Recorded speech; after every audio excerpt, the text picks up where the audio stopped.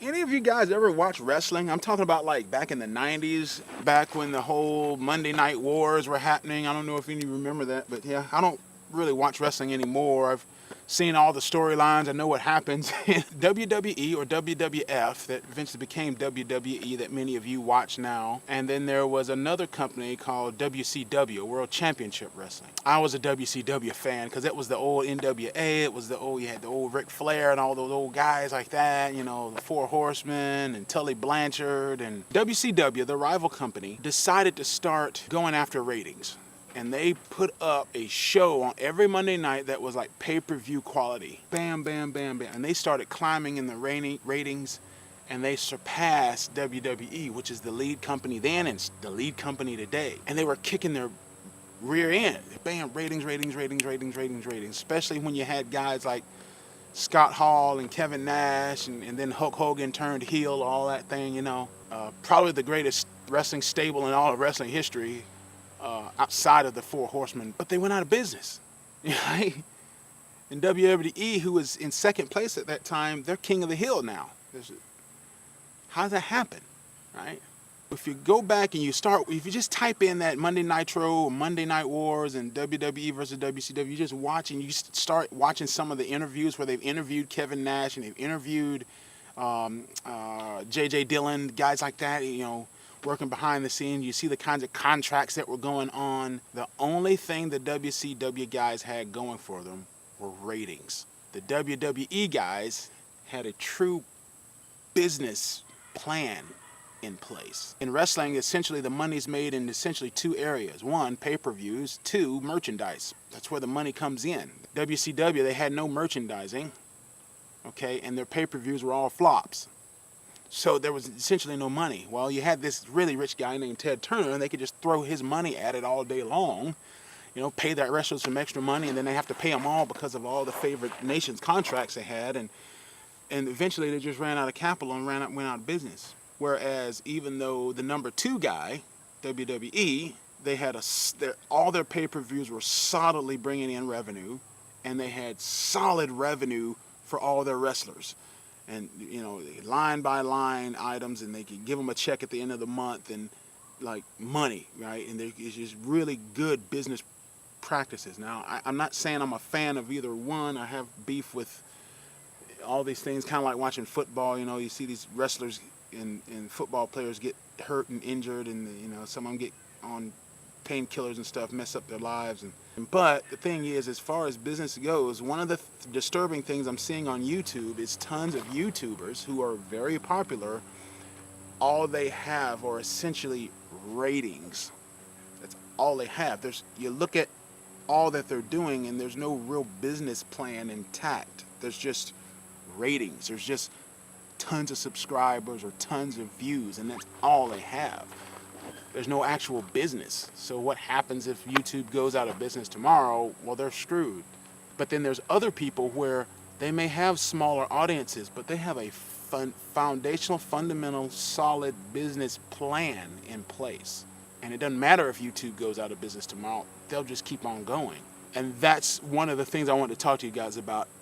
That's what I endeavor to do, is to have a true business, not a good ratings. So what are 5 areas of revenue that I have to try to make sure that doesn't happen? You know, there's certain things that can happen.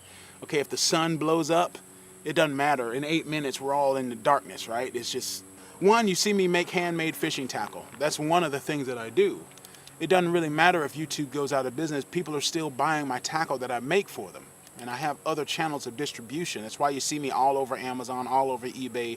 I'm now on Teachable, plus I have my own website. YouTube is just another leg in that whole ecosystem. But I can only make so much fishing tackle. Well, I import fishing tackle from China. Like you've been seeing me talk about my Chinese hooks, Catman hooks that are sold out.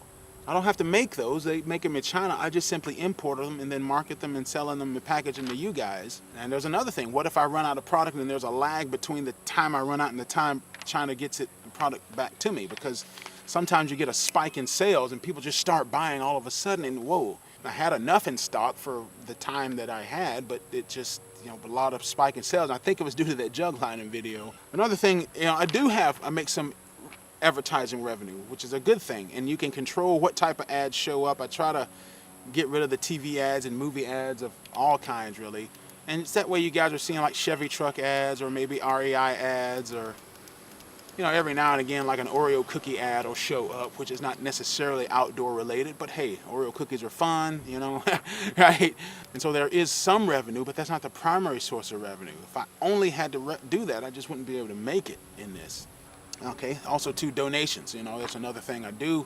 Patreon, I do that, and also too, people don't know, but you can go to my website and actually donate, and so some people, they may not want the products I have to sell, they may not ever click on any of the ads, but they want to contribute to what I'm doing. Well, just donations. That's another thing. It's just another source of revenue.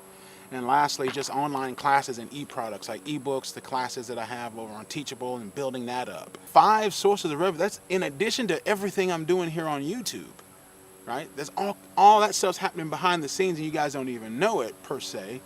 But if you look down in the description, you see all that list of products that I have for sale, and you see all that stuff going on. That's a sign of a business that's beginning to, grow. Get the word hobby out of your brain, all right? Because if you use that word, the IRS is going to disallow the business anyway. I mean, if you look at a lot of businesses that have YouTube channels, you'll notice they don't have all that many followers. But you go to their websites and you look at their business, and you're like, whoa, this is a real business. They're actually making revenue, right? So what would you rather have, the popularity or the revenue? What would you rather have?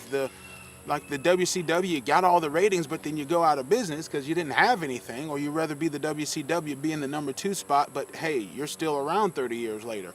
Oh, and by the way, I have a brand new forum up.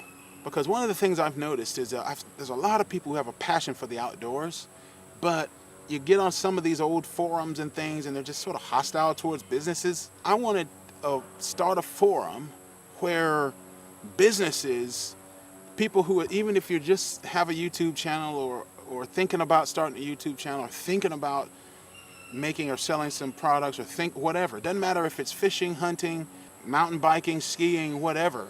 If you're in the outdoors and you want to take that passion for the outdoors and turn it into a business, an actual business, then I started a forum called Outdoorpreneurs.blackwarriorlures.com. I'll put the link here, the outdoors plus entrepreneurship, that kind of thing. So Outdoorpreneurs, and we can talk business, talk about our successes, our failures, things that we're trying, things we're not trying. I have a section in there where you can actually promote your own business, your own channel, your own products, in addition to this, just the discussion. But it's not a spam gallery, right? It's just meant for you just to discuss that. Check that out, and I will see you guys later.